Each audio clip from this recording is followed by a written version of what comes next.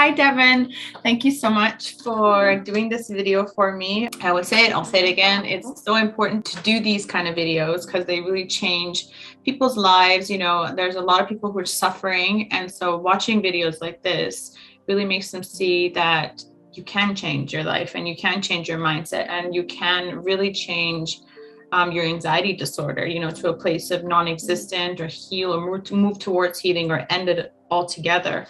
So thank you. You're welcome. Okay, I'm really glad that you're going to talk about this very big and important topic, which is perfectionism. And so many people deal with it, and a lot of people are suffering from it. You know, they just don't know any other way but the perfectionism way, because you know when you're in that habit, you're stuck in it. So I want to ask you, where were you with perfectionism when you first started the program, and where are you with it today in your life? Well, what's interesting is that I've known that I have been a perfectionist and that was a negative thing for years and years. Like, some people, I think they think that their perfectionism is what drives them or makes them successful, and so they don't want to get rid of it. But for me, for years, I've known that that's what holds me back. Like, I know that it's this thing that I have, like, it is me that like makes me suffer basically and takes away from my life. So when I first found you, I had already been trying to figure out my perfectionism for years and years. Like, I was always reading things and listening to things and trying out new things. Like, I remember it was, I guess, 1.5 to 2 years ago, I started to do like a daily photo challenge because I'm a photographer. So I was like, oh, I have to take a photo every single day with my DSLR with my baby. And like, I would always like set these really high expectations on myself because I thought that if I did things regularly, it would help my perfectionism. But really, I was just making myself be more perfectionistic. So when I feeding it more. Yeah, exactly.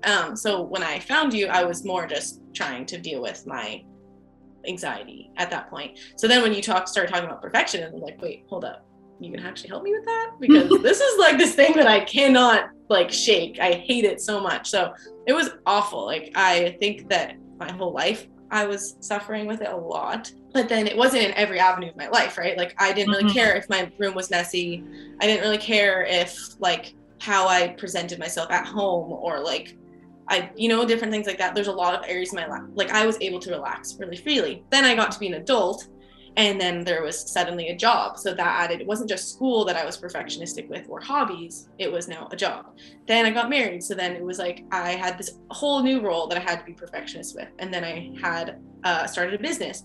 Then I had a kid. And so it was like, and then I had a house. So I had to like be a perfectionist with everything. So by the time I met you, it was like every aspect of my life, I was being a perfectionist. Like, it was so horrible.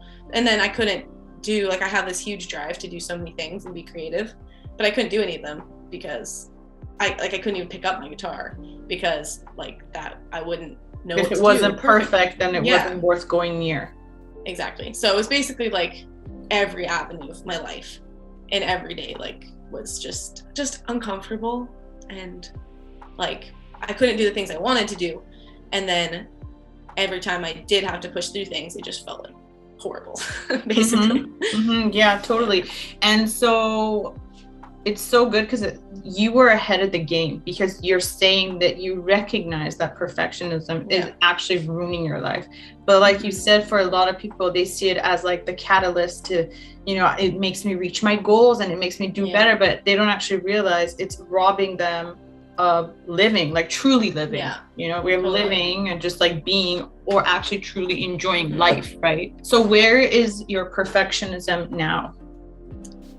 It's definitely still something like I have to work on, because it's not like, I mean, for 26 years of my life, I've been thinking all or nothing and attaching like my self-worth to all my achievements or whatever. So it's still something that I have to regularly like catch myself on, but it's to the place now where I can get so much more done.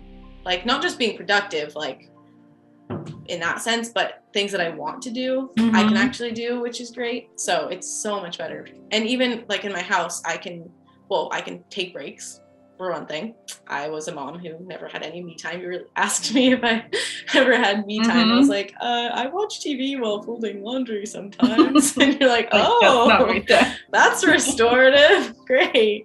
But now I feel like I can actually like relax, even if my house isn't perfect around me, which guess what? Never is. Just life. It's always going to be a bit like unkempt or whatever. And then in like my work, I feel like I can take on things, and I can take on hobbies and projects and just be with my daughter and like take my camera out, take a photo of her, and she doesn't have to be wearing a perfect outfit. Like it doesn't, like I never wanted to put perfectionism on her, but obviously it happened. So it's so much better. Yeah, that's amazing. And you said something about perfectionism being an ongoing thing. And that's 100% true, because it's learning a new way of life, you know? Yeah. Now you have all the tools that you're definitely not where you were, and you're in such a better place. And if you continue to move forward in this space, your new normal will be a life without zero perfectionism. Like there will be no perfectionism in it at all, you know? So that's really nice. Let's talk about how your anxiety was when you first started the program, because you said you joined for anxiety, and then you're like, oh, you can help me with perfectionism. Yeah, that was like icing on the cake. Okay, so well, I think that also a lot of your anxiety was caused by the pressure you're putting on yourself around being perfect. Yeah, totally. Right? And I think too, perfectionism, because I had a friend ask a couple months ago, like, well, what is perfectionism? So we were like trying to define it, because some people think like, oh, you actually think that you're perfect. Like that's super not it. You actually think so. No, you literally think you're never perfect.